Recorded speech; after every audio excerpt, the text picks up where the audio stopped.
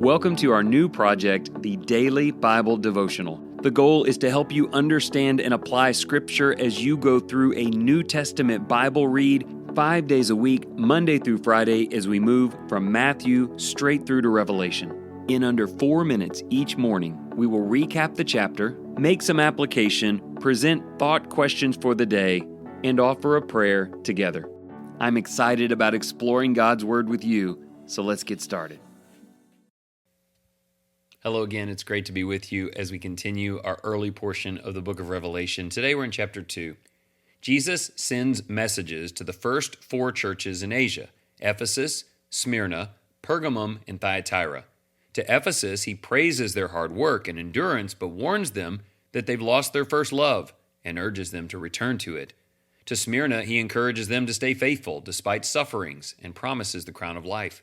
To Pergamum, he acknowledges their loyalty but rebukes their tolerance of false teachings and calls them to repentance. To Thyatira, he commends their love and service, but condemns their acceptance of corrupt and immoral influences within the church. Each message includes spiritual and eternal promises to those who overcome. The Son of God reveals that he sees every action, knows every heart, and calls his people to holiness, truth, and perseverance through trials. It's interesting here, these are his people, and he has challenges for them, assessment that they need to continue to do.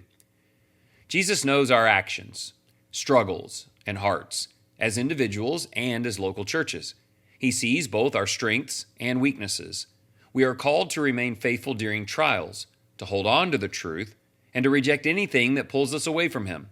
When our love grows cold, or when we tolerate sin, Jesus does not stay silent. He corrects us because he desires what is pure and lasting within us. We are reminded that faithfulness matters, even in small things. Jesus walks among his people and speaks with authority. We must listen, repent where necessary, and press on with courage. If we overcome through him, he promises us a place in his kingdom and eternal life. Let's follow him together. The theme of chapter 2 for me is humility, individually and as local churches. Are we ready for Jesus to say, look, I've got a better walk of holiness for you? Will you break free of some of your tradition and bias and listen to me? I hope that we will. Let's do 3 questions today. Number 1, what does it mean that the church in Ephesus left its first love? How can churches be strong in truth, but also equally robust in love? We want both, truth and love. Something tells me they were standing for things, but it had more to do with their stance than with Jesus, because maybe his character wasn't shining through in the way that they did it. Can we do both? I believe that we can. Question 2, what are the promises Christ makes to those who overcome? Are they amazing enough to promote faithfulness until death in Jesus' name?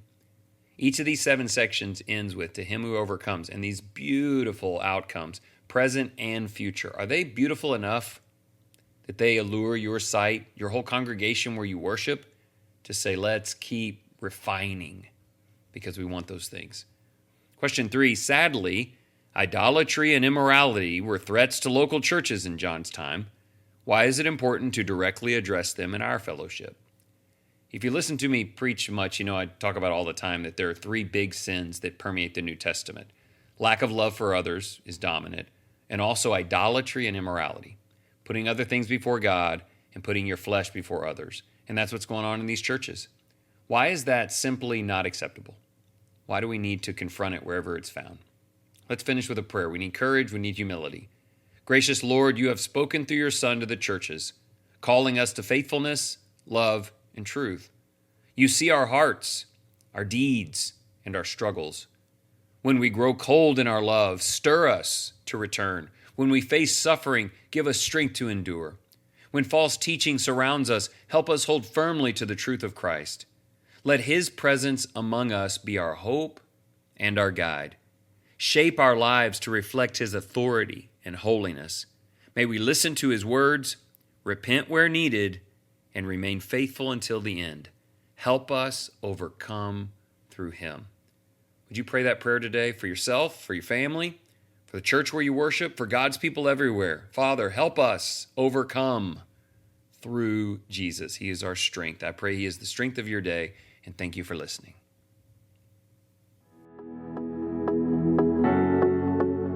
If you find this content valuable, please share with others. And if you're looking to use this material for deeper study, you can order your own copy of the Daily Bible Devotional by clicking on the link in the show notes or just searching it on Amazon. I'm prayerful that our time together has been an encouragement to you. And remember, whatever you choose to do today in the name of the Lord Jesus Christ, excel still more.